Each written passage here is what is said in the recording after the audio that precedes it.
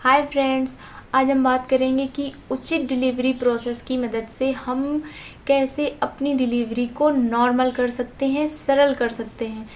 तो एक डिलीवरी को नॉर्मल बनाने के लिए जितना ज़रूरी एक उचित डाइट, एक्सरसाइजेस, ये सारी कुछ होता है, उतना ही ज़रूरी एक उचित डिलीवरी प्रोसेस होता है, एक सूटेबल डिलीवरी प्रोसेस होता है। मान लो हमने सारा कुछ 9 महीने तक अच्छी डाइट ली, अच्छा खान पान रखा, अच्छी एक्सरसाइजेस की, फिर भी हमारे प्रोसेस की गलत होने की वजह से कई बार हमें डिलीवरी नॉर्मल ना होके हमें सीज़र करवाना पड़ता है। हम ना चाहते हुए भी सीज़र करवाते। तो आज की इस वीडियो में हम आपको बहुत ही महत्वपूर्ण जानकारी देने वाले हैं। तो चलिए वीडियो के लास्ट तक बने रहें, वीडियो को थोड़ा सा भी स्किप ना करें। वीडियो शुरू करते हैं।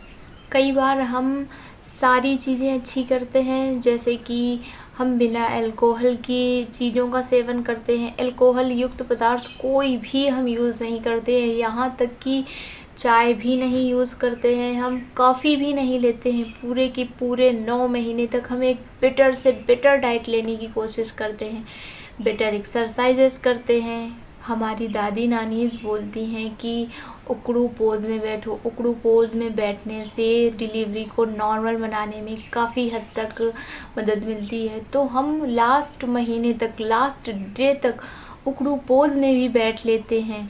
हमें बोला जाता है कि नॉर्मल डिलीवरी के लिए ज़्यादा वेट गेन नहीं होना चाहिए, मिनिमम 50 से 60-65 तक वेट हो तो नॉर्मल डिलीवरी आसानी से होती है। तो हमारा वेट भी फिट होता है, हमने ज़्यादा वेट गेन नहीं कर रखा होता है। हमारे शरीर में ब्लड की मात्रा अच्छी होनी चाहिए, मिनिमम 10 पॉइंट से ऊपर ही ब्लड होना चाहिए, तो हमारी नॉर्मल डिलीवरी में ज़्यादा सहायता मिलती है। डिलीवरी को नॉर्मल बनाने के लिए जितना ब्लड की ज़रूरत होती है, हमारे पास ब्लड भी होता है। और सबसे इम्पॉर्टेंट चीज़ जो बिल्कुल से होनी चाहिए वो है हमारे बेबी के हेड डाउन की पोजीशन। हमारे बेबी ने 9वें महीने तक, लास्ट तक बेबी ने अपना हेड डाउन भी कर लिया होता है, उसने पेल्विक में अपना हेड फंसा भी लिया होता है, फिर भी कई बार हमारी नॉर्मल डिलीवरी नहीं होती है। यहाँ तक कि जो बेबी की गर्भनाल होती है वो भी बेबी ने अपने हेड में नहीं फंसाई होती है, फिर भी हमें सीज़र करवाना पड़ता है। ऐसा क्यों? वो ऐसा इसलिए क्योंकि ये सारी चीज़ें जो एक नॉर्मल डिलीवरी के लिए उपयुक्त होती है वो सारी हमने कंप्लीट कर रखी होती हैं, फिर भी कई बार हमें नॉर्मल नहीं होती है। लास्ट मोमेंट पर हमें सीज़र ही करवाना पड़ता है। तो आज हम आपको एक बिल्कुल सुटेबल प्रोसेस बताने वाले हैं, वीडियो को लास्ट तक ज़रूर से देखना। हम आपसे अगेन से कह रहे हैं, स्किप ना करें, हम आपको बहुत ही अच्छे से समझाने वाले हैं। तो चलिए अब हम सबसे इम्पॉर्टेंट पॉइंट की ओर चलते हैं। अगर आपको कंफर्म है कि आपने कौन सी डेट में कंसीव किया था, तो आपको जो ईडीडी दी जाती है डॉक्टर द्वारा, जो डॉक्टर आपको देता है एक्सपेक्टेड डिलीवरी डेट, अगर उस डेट तक भी आपको बेबी नहीं हुआ है या आपको लेबर पेन नहीं आए हैं, तो आपको बिल्कुल भी घबराना नहीं है, आपको वेट करना है। ये एक नेचुरल प्रोसेस होता है, नेचर ने ये सारा कुछ किया होता है, तो इसमें हमें अपनी तरफ से बिल्कुल भी छेड़छाड़ नहीं करनी चाहिए। हाँ, ये हम आपको उस कंडीशन में बता रहे हैं अगर आपको कंसीव करने की डेट पता होती है, कंफर्म होती है।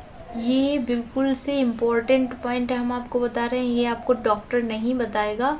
आप ईडीडी क्रॉस करने के बाद जिस भी डॉक्टर के पास रिकमेंडेशन के लिए जाएंगे वो आपको ऐसी ऐसी बातें बताएगा, इतना घबरा देगा कि आप एक पल के लिए आप सोच ही नहीं पाएंगे कि आप क्या करें। 95% चांसेस हैं वो आपको सीज़र के लिए ही बोलेगा आपकी बेबी की मूवमेंट कम हो गई हैं, बेबी हलचल नहीं कर रहा है, बेबी ने गर्भनाल अपने गले में फंसा ली है, पॉटी कर दी है, वगैरह वगैरह। वो इतना सारा वो इशूज़ देंगे कि आपको एक पल के लिए समझ ही नहीं आएगा कि आप अब आगे क्या करें। तो अगर आपको कंफर्म है कि आपने किस डेट को कंसीव किया है, तो आपको उस डेट से 270 दिन तक वेट करना है। आपको बिल्कुल भी परेशान होने की ज़रूरत नहीं है, आपको बिल्कुल भी टेंशन लेने की ज़रूरत नहीं है। मान लीजिए 270 दिन बाद आपको लेबर पेन आना शुरू हो गया है, आपको कॉन्ट्रैक्शन आना शुरू हो गया है, तो जब आपको रियल लेबर पेन आए, आपको तभी पुश करने में अपनी एनर्जी वेस्ट करनी है। इस अदरवाइज़ आपको यदि कॉन्ट्रैक्शंस कम आ रहे हैं या रियल लेबर पेन नहीं आ रहा है, अभी लाइट ही पेन आ रहे हैं, तो आपको उस टाइम से अपनी एनर्जी बिल्कुल भी वेस्ट नहीं करनी है। उस टाइम आपको एक अच्छे हॉस्पिटल में जाना है, आपको एक बेस्ट से बेस्ट डाइट लेने की कोशिश करना है, आपको लिक्विड चीज़ें लेने की कोशिश करनी है। मान लीजिए आपकी वाटर बैक हो चुका है, आपका वाटर लीक हो चुका है, जिसमें बेबी 9 महीने तक रहता है, वो वाटर लीक हो चुका है। इसके बाद आपको हॉस्पिटल जाना है। हॉस्पिटल जाने तक अगर आपको रियल लेबर पेन आना शुरू नहीं हुआ है, तो आपको हॉस्पिटल में इंटर करते ही आपको ऐसा नहीं करना है कि आप आर्टिफिशियल लेबर पेन लेना शुरू कर दें। आप कृत्रिम तरीके से जो आपको लेबर पेन लाए जाते हैं, आप वो लेना शुरू कर दें। हालांकि ऐसा करने के लिए डॉक्टर आपको बोल सकता है, लेकिन आपको तुरंत से ऐसा बिल्कुल भी नहीं करना है। आपको थोड़ा वेट करना है, रियल लेबर पेन आने का इंतज़ार करना है। सबसे इम्पॉर्टेंट बात यहाँ पर ये है, अगर आपको हल्के फुल्के कॉन्ट्रैक्शंस आ रहे हैं, अगर आपकी फ़र्स्ट डिलीवरी है, तो आपको पता नहीं होता है कि रियल लेबर पेन किस टाइप का होता है, कैसा होता है।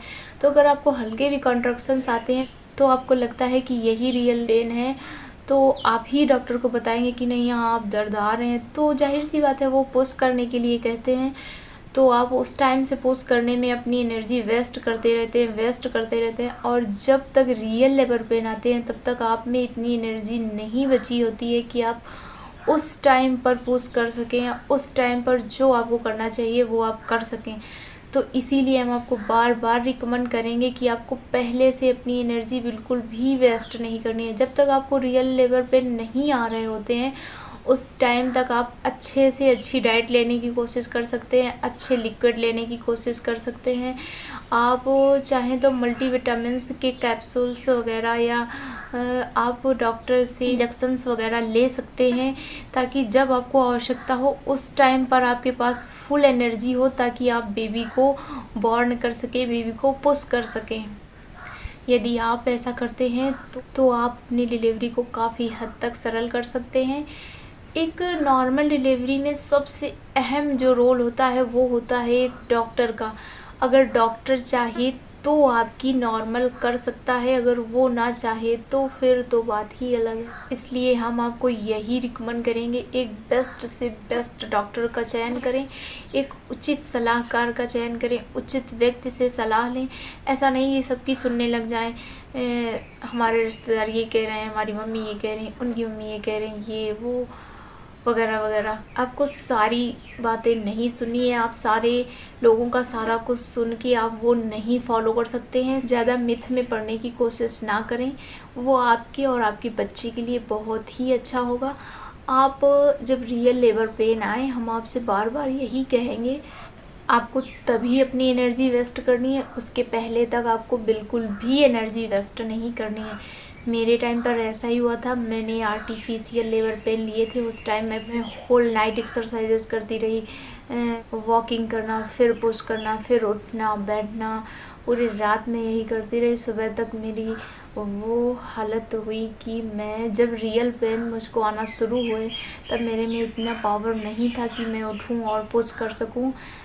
इसलिए हम आपको यही रिकमेंड करेंगे कि आप रियल पेन का इंतज़ार करें, क्योंकि ये एक नेचुरल प्रोसेस है। नेचर ने आपको बेबी दिया है, तो उसको बॉर्न करने का भी उन्होंने टाइम निर्धारित कर रखा होता है, एक उचित समय होता है। आप उसी टाइम पर आप अपनी एनर्जी लगाएं, आप अपना फोर्स लगाएं, आप एक अच्छे और एक स्वस्थ बेबी को जन्म दें।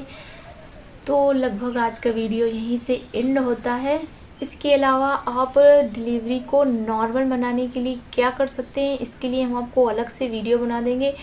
ये वीडियो ज़्यादा लॉन्ग हो जाएगा, इसलिए एक हम आपको ऐसा पॉइंट बताएंगे जो आप अगर फॉलो कर लें, तो मैं 100% तो गारंटी नहीं दे सकती, लेकिन हाँ फिर भी काफ़ी हद तक आप अपनी डिलीवरी को नॉर्मल कर सकते हैं। कई लोगों ने ये प्रोसेस फॉलो किया है और उनकी नॉर्मल डिलीवरी भी हुई है। तो हम आपको अपने अगले वीडियो में बता देंगे कि आपको क्या करना चाहिए, तो आप अपनी डिलीवरी को नॉर्मल कर सकते हैं। तो मिलते हैं आपको अपने नेक्स्ट वीडियो में, तब तक के लिए बाय बाय।